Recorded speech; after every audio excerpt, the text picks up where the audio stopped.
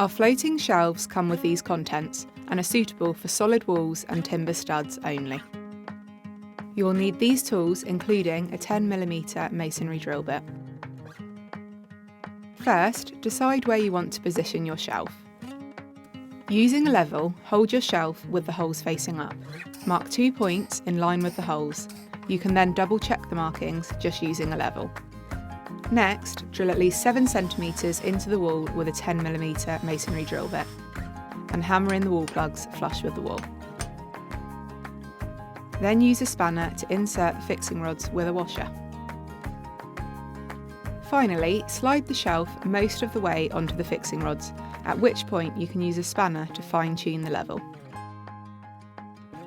Now simply style and you're done. Feel free to share your photos with us and we hope you love your new furniture.